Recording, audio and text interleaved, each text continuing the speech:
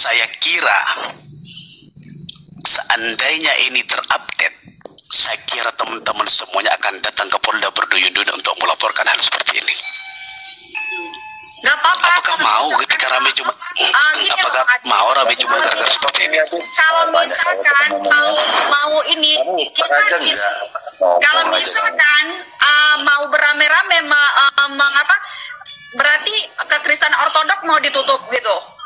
Ya, shalom bagi kita semua dimanapun kita berada pada saat ini. Kiranya kita semua tetap berada dalam keadaan sehat dan apapun yang merupakan aktivitas kita sepanjang hari ini, kiranya Tuhan Yesus memberkati.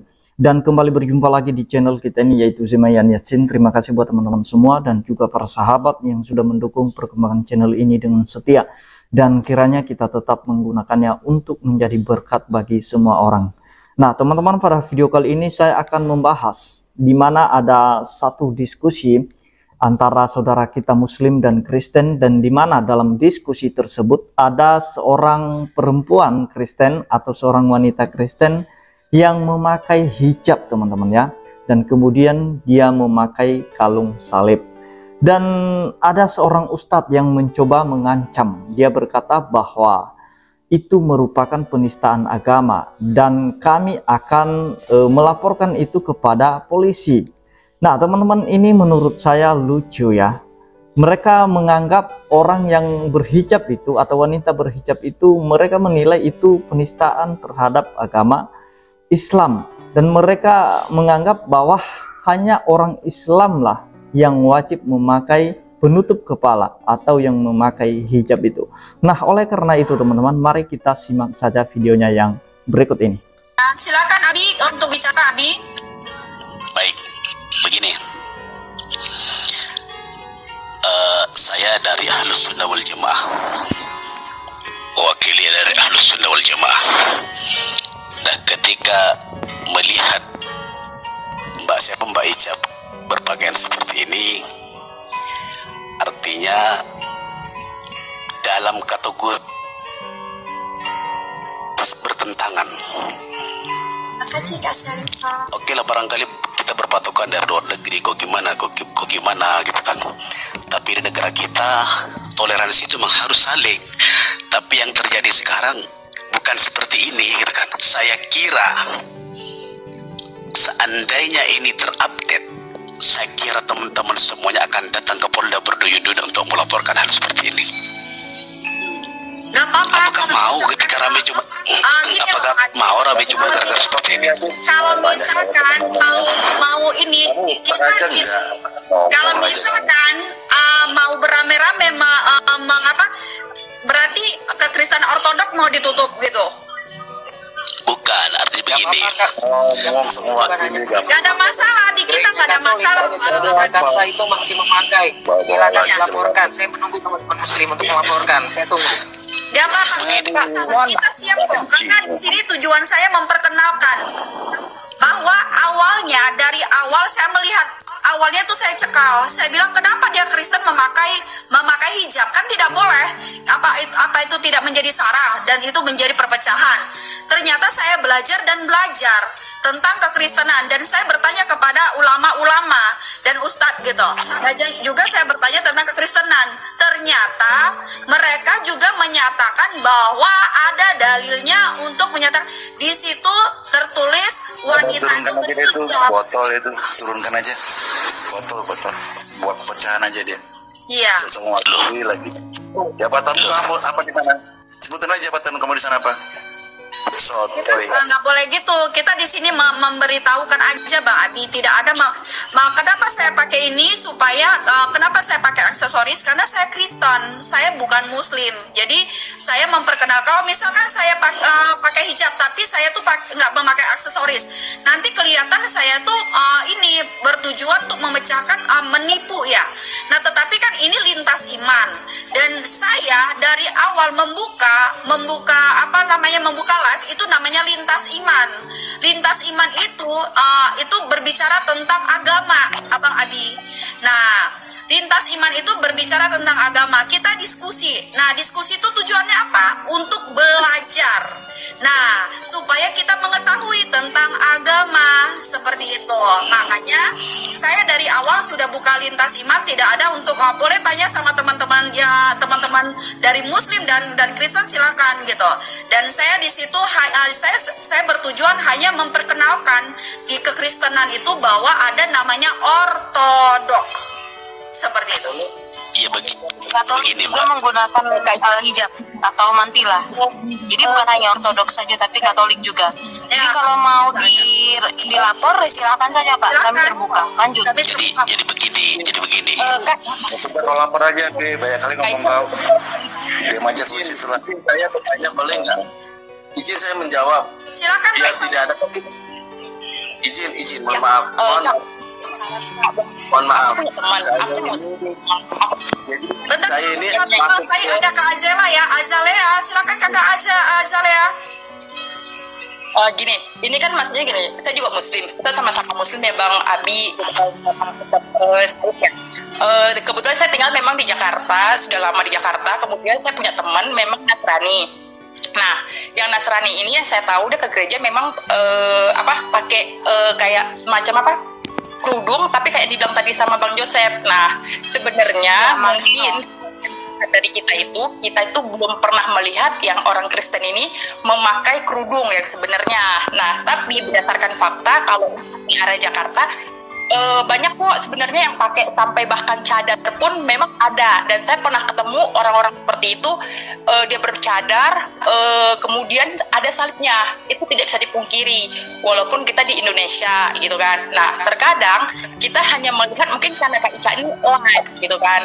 Nah, sebenarnya jangan cuma kita lihat tujuannya Kak Ica, ada plusnya dan minus tergantung cara kita menanggapinya ya.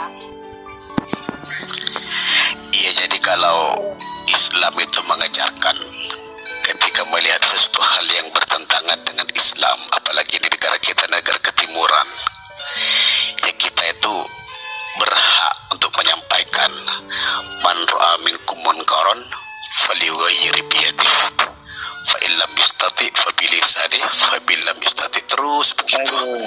Parah kau. Indonesia itu begitu ngeri kau. Kalau kau bicara satu ketimuran, Indonesia bukan di timur woi, di Asia. Kau ngomong apa? Kalau dangkal jangan ngomong ya. Ya ketimuran lah. Ketimuran apa? Ini di Asia, ketimuran tuh itu baru Arab.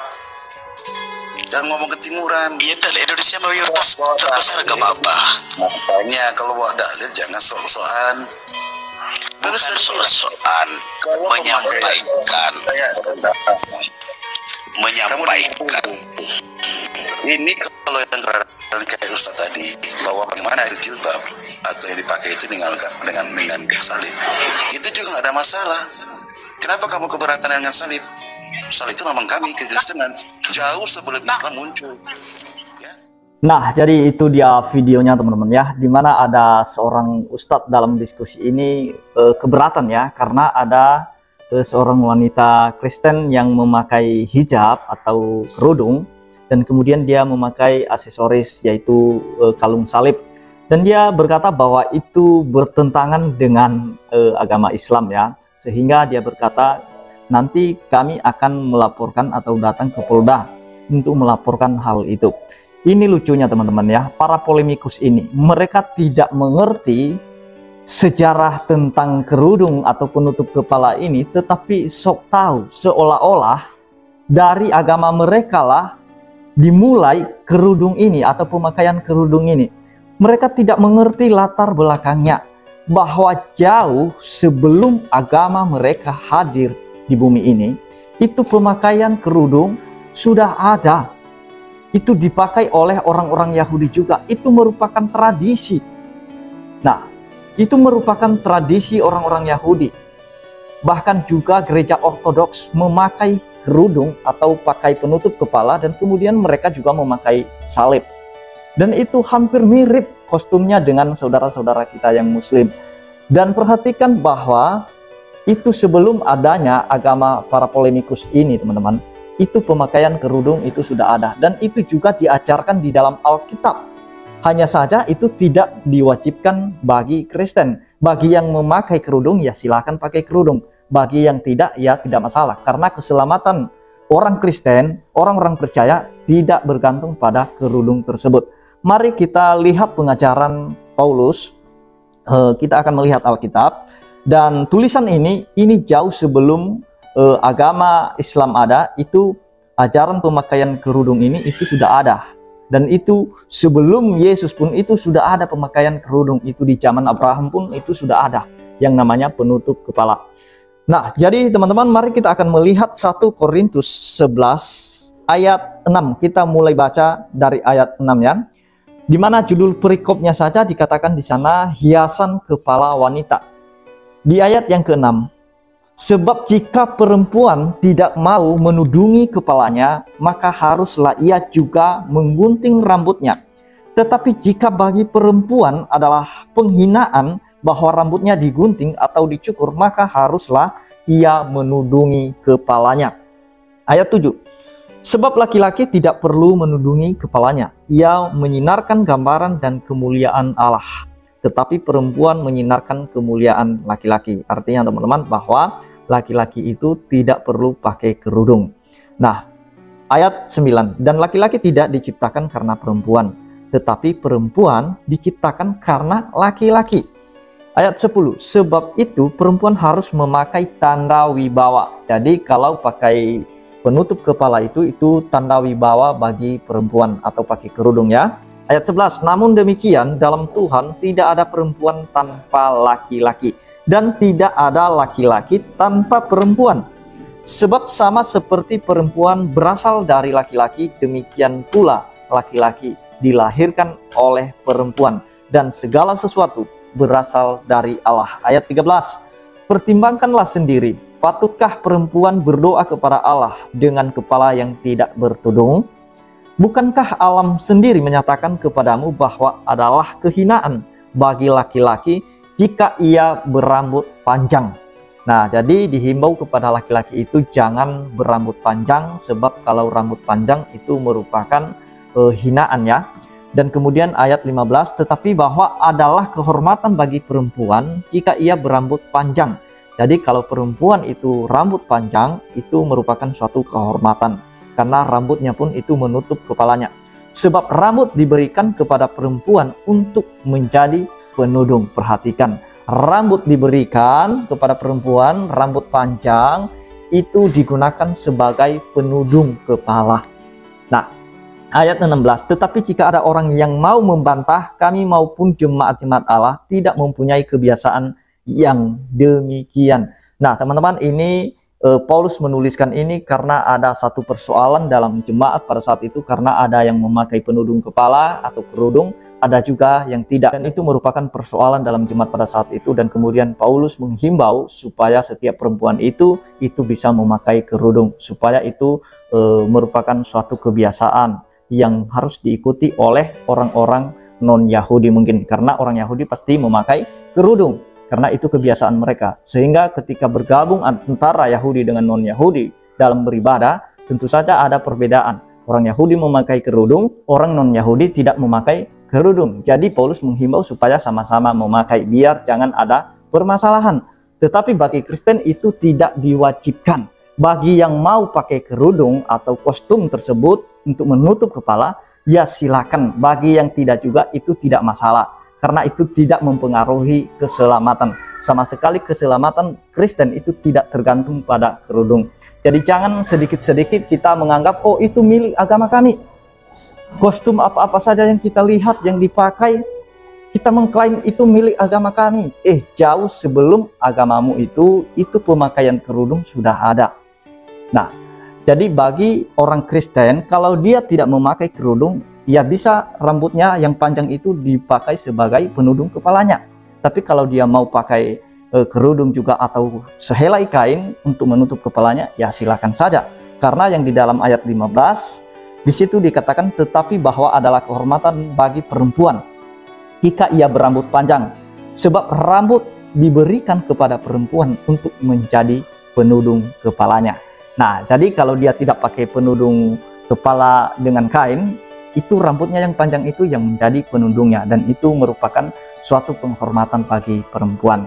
Jadi aneh atau menurut saya lucu ya, kalau ada seorang ustadz tadi merasa keberatan ketika ada seorang wanita Kristen memakai kerudung dan kemudian memakai kalung salib.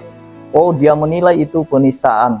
Nah, itulah polemikus ini teman-teman ya. Sedikit-sedikit dinilai penistaan, sedikit-sedikit dinilai penistaan. Dia tidak telusuri dulu latar belakangnya, sejarahnya, tradisinya, dari mana itu pemakaian kerudung. Jangan asal main klaim saja.